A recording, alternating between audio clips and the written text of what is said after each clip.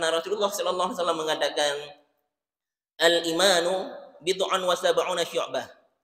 Keimanan itu ada 73 hingga 79 cabang. A'laha qaulu la ilaha illallah. Tingkatan keimanan yang paling tinggi itu mengucapkan la ilaha illallah. Wa adnaha, dan tingkatan keimanan yang paling rendah imatatul adza 'anil thariq, menyingkirkan duri di jalan. Nyo tingkatan iman yang paling tinggi dan yang paling rendah. Lalu kemudian Rasulullah sallallahu alaihi wasallam menyebutkan secara spesifik wal haya'u minal iman, dan malu itu bagian dari iman. Artinya apa? Seseorang itu bila sudah hilang male hanale male bagonyan, maka imannya pun akan terkikis. Bila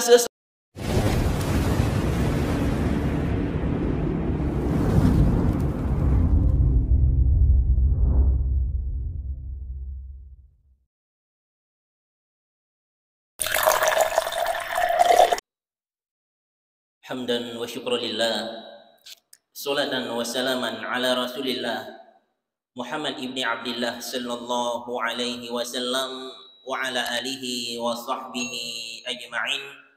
Subhanaka la ilma lana illa ma 'allamtana innaka antal alimul hakim. Rabbi shrah li sadri wa yassir li amri wahlul 'uqdatam min lisani yafqahu qawli, amma ba'du. Abi Mumsyik yang kami muliakan, Ketua BKM beserta seluruh jajaran, dan yang kami muliakan kepada seluruh hadirin sidang Jumat urang kamu yang dimuliakan Allah Subhanahu wa taala. Jemaah yang dimuliakan Allah, bak kesempatan yang singkatnya, mari sama-sama kita dengar sebuah hadis Nabi sallallahu alaihi wasallam yang dinukilkan oleh Imam An-Nawawi dalam kitab Arba'in, yang bahwa Rasulullah sallallahu alaihi wasallam bersabda, inna mimma adrakan nasu min kalamin nubuwati idza lam tastahi fasna ma syi'ta. Di antara warisan para nabi-nabi terdahulu, di antara kalam perkataan nabi-nabi terdahulu yang masih didapatkan oleh manusia hingga hari ini, idza lam tastahi fasna ma syi'ta. Kalau engkau tidak malu, maka lakukan apa saja yang engkau mau. Jemaah yang dimuliakan Allah, di antara perkataan-perkataan yang telah diucapkan oleh nabi-nabi dari Nabi Adam alaihissalam, lalu nabi-nabi setelahnya hingga Nabi kita Muhammad sallallahu alaihi wasallam, itu banyak sekali ucapan-ucapan yang telah mereka keluarkan. Tapi banyak juga di antara perkataan dan kalam-kalam mereka yang sudah musnah, hilang di telan masa. Dan ada satu ucapan dan kalam mereka yang masih tersisa hingga hari ini, dari Nabi Adam hingga Nabi Muhammad sallallahu alaihi wasallam. Dari Nabi Muhammad dilanjutkan kepada para sahabat, sahabat melanjutkan kepada para tabi'in, tabi'in melanjutkan kepada para tabi'in, dan hingga hari ini bisa kita dengarkan bahwa di antara warisan nabi-nabi sebelumnya, kalau engkau tidak punya malu, lakukan apa saja yang engkau mau. Menunjukkan apa? Sebuah pelajaran dari hadisnya, ketika kitanya sudah mengakui sebagai seorang yang Islam, orang yang beriman, mengikuti risalah nabawiyah, maka hendaklah namale dalam diri kitanya. Menyehana male berarti hana iman dalam diri kitanya. Bahkan menan, karena Rasulullah sallallahu alaihi wasallam mengatakan al-imanu bid'un wa sab'una syu'bah. Keimanan itu ada 73 hingga 79 cabang. A'laha qaulu la ilaha illallah. Tingkatan keimanan yang paling tinggi itu mengucapkan la ilaha illallah. Wa adnaha, dan tingkatan keimanan yang paling rendah imatatul adza 'anil thariq, menyingkirkan duri di jalan.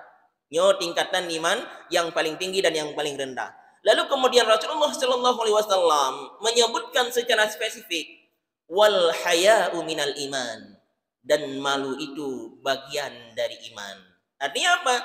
Seseorang itu bila sudah hilang male hanale male bagonyan, maka imannya pun akan terkikis. Bila seseorang tidak beriman kepada Allah Subhanahu wa taala, maka tidak didapatkan rasa malu dalam dirinya. Karena apa kan? Karena malu ini adalah salah satu akhlak yang dikatakan oleh Nabi sallallahu alaihi wasallam, inna likulli dinin khuluqan, bahwa setiap agama itu ada akhlaknya. Wa inna khuluqal islami al haya, dan di antara akhlaknya Islam itu adalah adanya rasa malu dalam diri seseorang. Kalau boleh kita umpamakan, rasa malu itu bagaikan satu bendungan yang dapat mencegah air bah. Maka ketika malu itu bocor, atau ketika apa tadi? Malu itu perumpamaannya bagaikan bendungan yang menghalangi air bah. Maka setiap bendungan itu bocor atau hancur, maka air bah itu akan melahap setiap yang ada di balik tembok itu. Menancit male, monyo kagadah male dalam diri kita nyo, maka hawa nafsu kita nyo yang akan memporak-porandakan kita nyo. Maka pakan urung wateh hanali male berani bermaksiat kepada Allah dan dengan bangga menceritakan maksiat tersebut kepada hamba Allah. Padahal Rasulullah mengancam, siapa yang diancam yaitu mereka-mereka yang mujahir. Siapa mereka yang mujahir? Itu adalah mereka-mereka yang bermaksiat di malam hari. Lalu kemudian Allah menutup aibnya. Lalu kemudian besok paginya dia mengatakan kepada saudaranya, ya fulan, bil barihah fa'altu kaza wa kaza. Tadi malam aku melakukan dosa demikian dan demikian. Maka inilah yang akan dialami oleh seseorang wate kagadah male dalam diri getnya. Maka dikatakan al-imanu wal haya'u qurina jami'an. Keimanan dan rasa malu itu jalan berdampingan. Wa idza rufi'a ahaduhuma rufi'al akhar.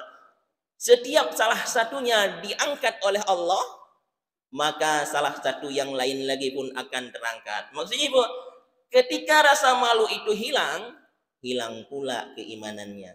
Ketika keimanan itu hilang, hilang juga rasa malu yang mencocol dalam dirinya. Jamaah yang dimuliakan Allah Subhanahu wa taala, maka sebagai tanda katanya orang yang beriman harusna male dalam diri kitanya. Bahkan harusna male ketika hanali male dalam diri kitanya, maka takalan nuronyo suami yang tidak lagi bertanggung jawab dalam rumah tangganya, istri yang sudah tidak patuh lagi kepada suaminya, bahkan anak-anak yang hilang akhlak dan moral.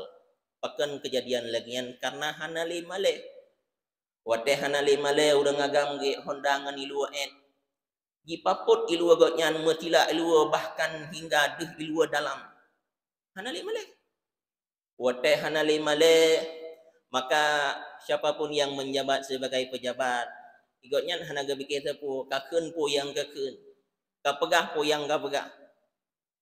Nyo hansip peng rukok, hansip peng kopi sip untuk blok kopi. Pakan jitu bit haba lagi ya, karena hana male.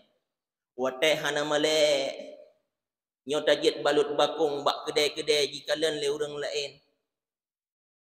Ketika hana male, wate hana male, urang agam gejit pediang urang inanggo, wate hana male cidoro urang cik mengizinkan anak daragoknya jipediang le urang lain. Wate hana male kita biarkan promoh kita joget-joget di TikTok. Kita kalian mak-mak kita bekle joget-joget di TikTok yang wate gade baje. Nyo menyenal hekrek dalo. Nyo bahan-bahan dalam dari kutang dan segalanya. Nyo pasti akan diposisikan di talo bagian tengah. Lalu kemudian baru gadai jakrong ilua, jilbab ilua, supaya untuk menutupi pakaian dalam dari pandangan manusia. Itulah pentingnya rasa malu.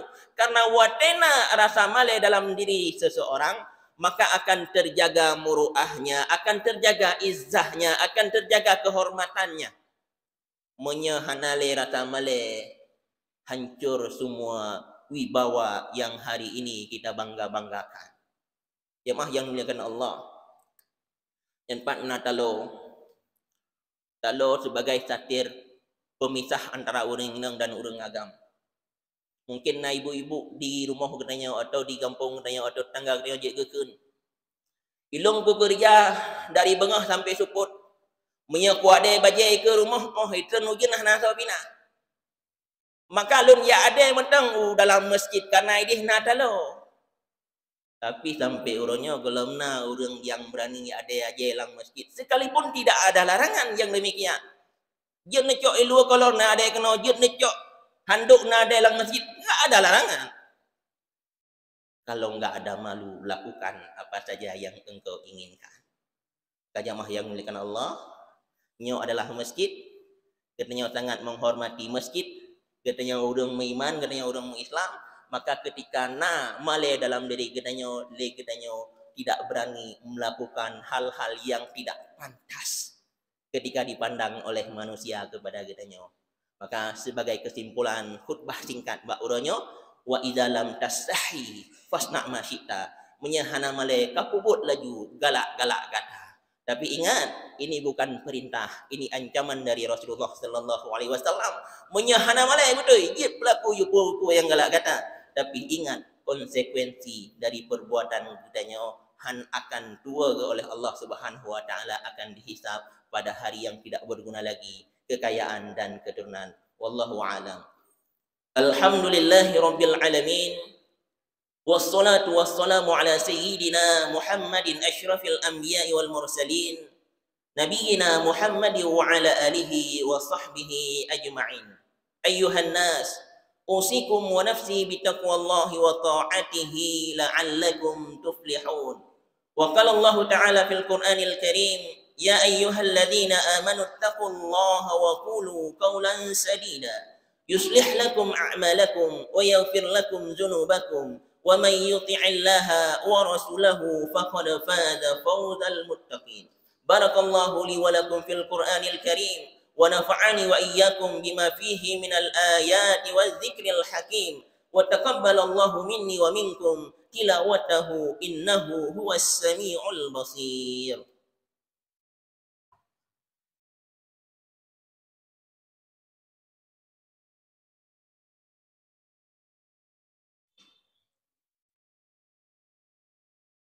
Alhamdulillahi rabbil alamin. Allahumma salli wa sallim ala sayyidina Muhammadin wa ala alihi wa sahbihi ajma'in. Ayyuhan nas, usikum wa nafsi bitaqwallahi wa ta'atihi la'allakum tuflihun. Inna Allaha wa malaikatahu yusalluna 'alan nabi. Ya ayyuhalladzina amanu sallu 'alaihi wa sallimu taslima. Allahumma ighfir lil mu'minina wal mu'minat wal muslimina wal muslimat al ahya'i minhum wal amwat wa tabi' bainana wa bainahum bil khairat. Rabbi ighfir warham wa anta khairur rahimin. La haula wa la quwwata illa billahil aliyyil azim. Aqimis shalah.